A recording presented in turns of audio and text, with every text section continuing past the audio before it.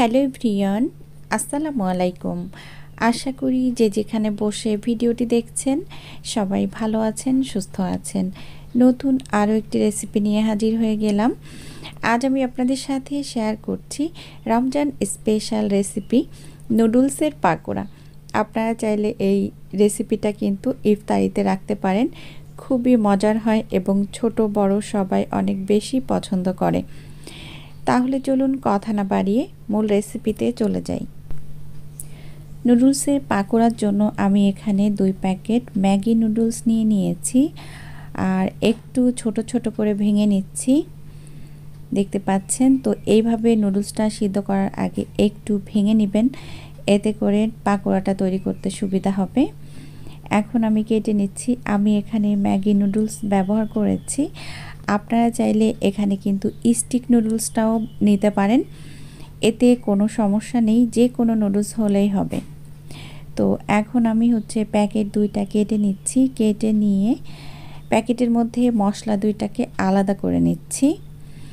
আর এই পর্যায়ে আমি পানি বসিয়ে দিয়েছি। পানিটা ফুটে গিয়েছে তখন আমি নুডলসটা দিয়ে দিচ্ছি। আর এখানে আমি 2 প্যাকেট নুডলস সিদ্ধ করার জন্য 300 গ্রাম পানি নিয়েছি।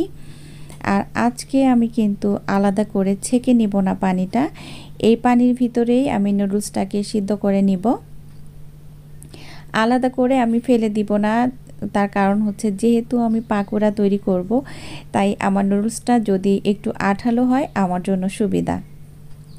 তো এই পর্যায়ে আমি দিয়ে দিচ্ছি স্বাদ মতো লবণ।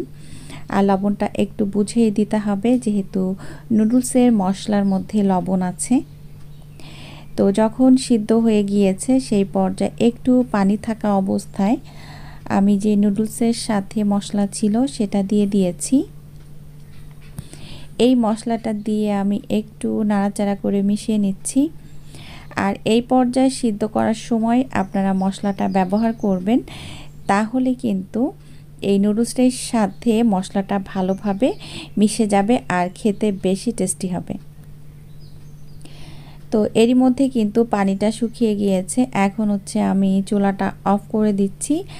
আর যখন একটু ঠান্ডা হয়ে যাবে তখন আমি পাকোড়াটা বানানোর জন্য মাখিয়ে নিব। ঠান্ডা হয়ে গিয়েছে, একটা পাত্রে ঢেলে নিয়েছি। এখন এর সাথে দিয়ে দিচ্ছি আমি পেঁয়াজ কুচি আর কাঁচামরিচ কুচি। আপনারা চাইলে শুকনা মরিচের গুঁড়াও ব্যবহার করতে পারেন। আর এখন দিয়ে দিচ্ছি গরম মশলার গুঁড়া। যেহেতু এর সাথে ম্যাগি মশলা আছে তাই বেশি মশলার কোনো প্রয়োজনই নাই। আর এখন দিয়ে দিচ্ছি ধনিয়া পাতা কুচি। আর এই পর্যায়ে বাইন্ডিংয়ের জন্য ব্যবহার করছি 1 টেবিল চামচ পরিমাণ চালের গুঁড়া। আর দিচ্ছি 1 টেবিল চামচ পরিমাণ বেসন। আপনারা চাইলে এখানে চালের গুঁড়ার পরিবর্তে কর্নফ্লাওয়ার দিতে পারেন। তারপরে দিয়ে দিলাম একটা ডিম। এখন আমি মাখিয়ে নিব। আর যেহেতু আগেই আমি লবণটা দিয়েছি তাই এখানে আর কোনো লবণ ব্যবহার করছি না। আপনারা চাইলে গোলমরিচের গুঁড়াও দিতে পারেন, কিন্তু আমি করছি না। যেহেতু ম্যাগির মশলার মধ্যে সমস্ত মশলা থাকে তাই আর বেশি অন্য কোনো মশলা দেওয়ার প্রয়োজন নাই। এইভাবে আমি একটু মাখিয়ে নিচ্ছি। আর অবশ্যই ডিম দেওয়ার চেষ্টা করবেন এই পাকোড়ার মধ্যে, তাহলে অনেক বেশি ভালো লাগবে। এখন আমি মাখিয়ে নিচ্ছি আর একটু দেখে নিচ্ছি যে আসলে পাকোড়াটা তৈরি করা যাবে কি না। তো এই পর্যায়ে যদি আপনার কাছে মনে হয় শুকনো হয়ে গিয়েছে তো একটা ডিম ব্যবহার করতে পারেন আবার, আর না হলে সামান্য একটু পানি দিতে পারেন। তো আমার একটা ডিমেই হয়ে গিয়েছে, এই যে আমি পাকোড়াটা তৈরি করতে পারছি। তো এখন আমি এইভাবে গোল গোল করে নিব। আর এর মধ্যে কিন্তু আমি তেলটা দিয়ে দিয়েছি গরম করার জন্য।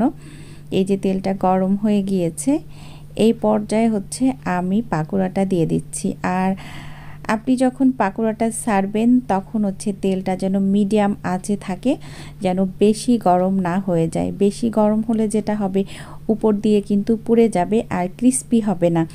এটা আপনাকে মিডিয়াম আঁচে ভেজে নিতে হবে, তাহলেই কিন্তু উপরে ক্রিস্পি এবং ভিতরে একটু নরম থাকবে, খেতে অনেক বেশি ভালো লাগবে। এইভাবে আমি 6 থেকে 7 মিনিট ধরে এই পাকোড়াগুলোকে ভালো করে ভেজে নিয়েছি। সবগুলো দিয়ে দিয়েছি, তারপর আমি উল্টে পাল্টে ভালোভাবে ভেজে নিয়েছি। এই যে দেখতে পাচ্ছেন কতটা সুন্দর কালার আসছে আর কি। আপনারা চাইলে আরও ডার্ক করতে পারেন, আমি এইভাবেই তুলে নিচ্ছি। আবারও তুলে নিয়ে এখানে আরও কিছুটা দিয়ে দিব, তারপরে আমি সবগুলো ভেজে নিব। আশা করছি আজকের রেসিপি আপনাদের কাছে ভালো লেগেছে এবং অনেক কাজে আসবে। এতক্ষণ সাথে থাকার জন্য সবাইকে অসংখ্য অসংখ্য ধন্যবাদ। সবাই ভালো থাকবেন, আমার জন্য দোয়া করবেন। আগামী রেসিপি দেখার আমন্ত্রণ জানিয়ে বিদায় নিচ্ছি। আল্লাহ হাফেজ। আসসালামু আলাইকুম।